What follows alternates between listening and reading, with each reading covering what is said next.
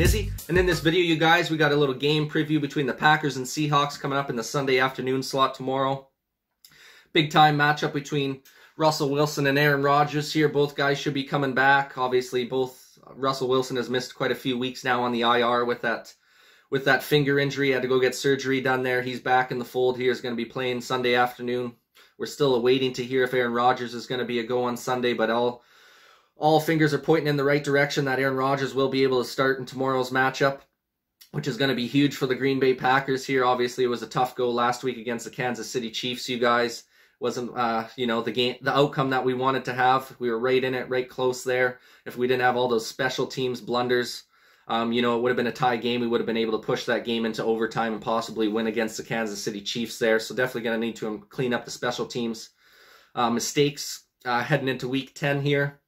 Right real quick before we start breaking down this game preview, guys, if you can go ahead and like this video if you like sporting content like this. Go ahead and subscribe to the channel if you're looking for more sporting content like this in the near future. Thank you guys so much for all the support I've been getting lately, and I'll keep coming out with as much content as possible for you guys. But without further ado, let's go ahead and start breaking down this game preview between the Packers and Seahawks. Packers are 7-2 on their season right now. The Seahawks are 3-5. This is pretty much a make or break game for the Seattle Seahawks this season. If they end up falling to 3-6, the chances of them making the playoffs are pretty well slim to none. They would have to go on a win streak and maybe lose one more game this entire season. So this is going to be a huge game for them. I'm expecting their best effort in this one. Also a real big game for the Green Bay Packers, trying to get back on track after a tough loss last week to the Kansas City Chiefs by a final score of 13-7. Wasn't able to put up a lot of points in Jordan Love's first start as a quarterback for the Green Bay Packers. I'm sure that'll change this week with Aaron Rodgers back in the fold. We'll be able to get some points on the board, get that run game going, get the play action pass rocking. MVS is back in the fold, so we should have that deep ball going nice. Devontae Adams is going to be ready for a nice breakout game here. Obviously, he was quiet last week with Jordan Love throwing him the ball. Didn't have a crazy stat line, so I'm expecting him to have a pretty big stat line in tomorrow's game against the Seahawks there. I guess we'll start off with some of the injury report, you guys, starting off with the Green Bay Packers. Kenny Clark is questionable with a back injury. Hopefully he'll be able to go. Obviously, he's one of the staples inside the interior of that defensive line for us. Been having an all-pro caliber season. So I would love to have him back in the fold. Hopefully he's a go. But at the end of the day, we've been able to, sustain pretty good pressure with the guys that we have had in on that defensive line. So we'll have to see what happens there. Dominique Daphne, our tight end's doubtful with a hamstring injury. So not sure if he's going to be able to play, so that means it's going to be big-time minutes out there for Josiah DeGuara as well as Mercedes Lewis. Those two guys are going to have to step up for us. I would love to see DeGuara get some more targets. I think he can be a real good gadget weapon for us. Obviously, he hasn't had a lot of opportunity, only being in his second year in the league and suffering that ACL injury last year. So I'm still waiting to see him have a huge breakout game, but I think it's coming here soon. And then we got Kingsley Kiki's also doubtful, one of our D linemen there with a concussion. So he might not be in. So that's pretty much your top two D linemen. Top 3 D linemen are going to be most likely out for this game. You've had really decent performances. Whitney Merciless hasn't been too bad. We picked him up as a free agent there, so he's been decent for us. Dean Lowry's had kind of a breakout season for us this year, which is nice to see. TJ Slayton's kind of rounding into form, our rookie draft pick, 5th-round pick from this year's draft. So I like what I've seen from the D-line. Hopefully we can keep the pressure on. Jack Heflin is another guy that I think can make an impact in tomorrow's game and getting pressure on the quarterback there. We got Equanimous St. Brown is also questionable with an ankle injury, so he might not be a go. Not a huge deal, like I said, because we got Alan Lazard, MVS, and Devontae are all back in the fold now, ready to rock. So you got your top 3 wideouts ready to go, so he probably wouldn't have been getting any playing time anyway. Eric Stokes is also questionable with a knee injury, which hurts us a little bit there, but Kevin Kane will be playing, which helps out. Rasul Douglas has been an absolute gem of a pickup off of the Arizona Cardinals practice squad. He's looked phenomenal. He's been one of our best cornerbacks so far this season. Obviously, Jair's still going to be out with that shoulder. I'm not sure if he's ever going to be back this season. I'm expecting they're just waiting to hold Jair for the playoffs because I think Jair's going to need surgery at the end of this year. So I think, if anything, they're just going to wait and just bring him back for the playoff games. And, he's going to give his best effort and see what he can do for a few games in the playoffs. But I don't think he's going to be coming back anytime soon. And then Bakhtiari, who was taken off the PUP list this week, he's ready to go and start playing games now. Unfortunately, he is doubtful for this game with the knee injury still. I think they're just being extra cautious with him and don't want to force him back into action too soon.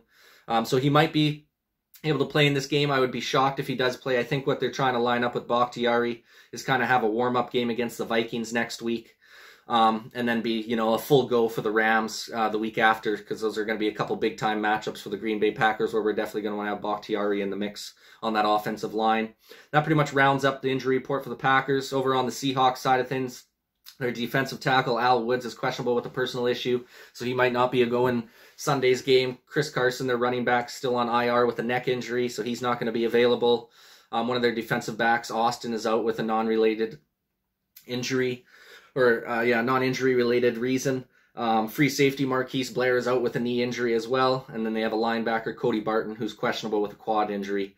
So not any major guys that are out for them. Obviously, them getting Russell Wilson back is going to be huge. That's going to revitalize that offense a little bit, take a little bit of pressure off the Seattle Seahawks defense.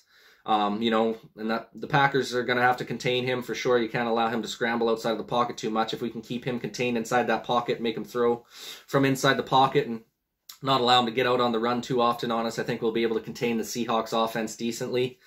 Some of the keys to the game, you guys, I guess we'll start off with the Seahawks this time in this one.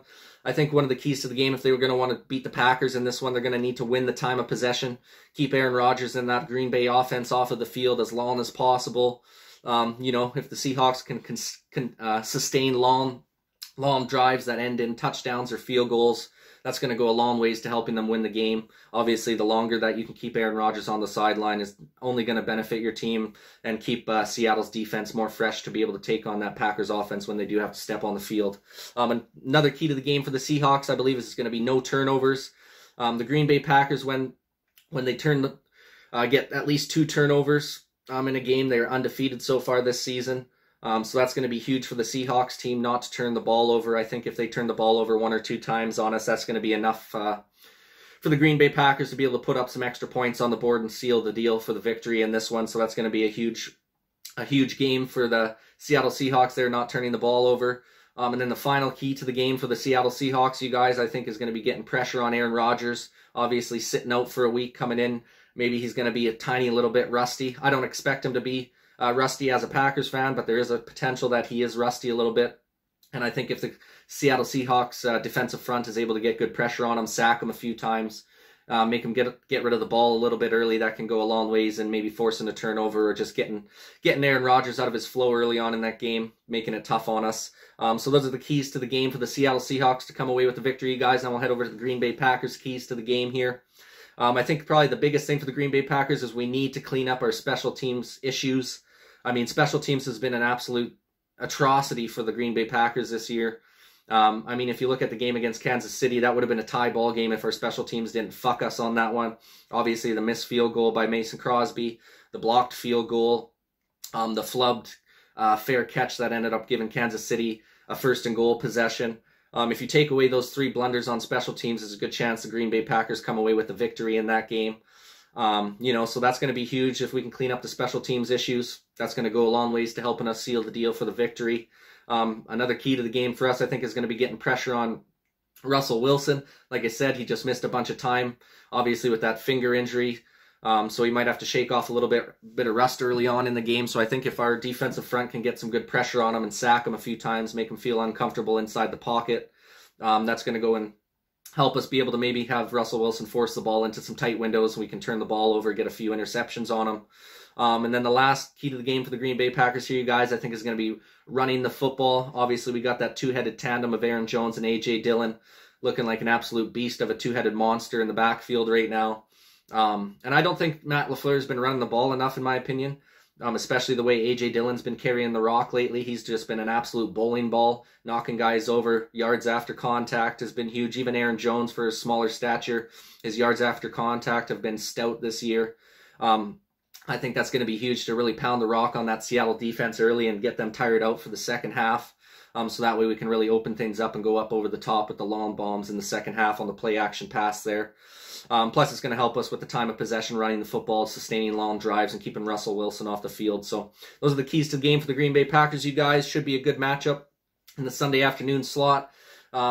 Game prediction here, you guys. I got to go Green Bay Packers in this one here. I think they're going to be hungry for that victory, having their leader in Aaron Rodgers back in the fold here. So I'm going to take the Packers 27-24 in a close one over the Seattle Seahawks on their home field, you guys. That pretty much wraps it up for this video here. Would love to get your guys' opinion in the comment section down below. Who do you think is going to be able to take home the victory in this game between the Packers and the Seahawks? Yeah, I would love your guys' opinion in the comment section down below, like I said. Please go ahead and like this video if you like sporting content like this. Go ahead and subscribe to the channel if you're looking for more sporting content like this in the near future. Thank you guys for watching this video, man. And this is Nizzy with Nizzy Sports Chat.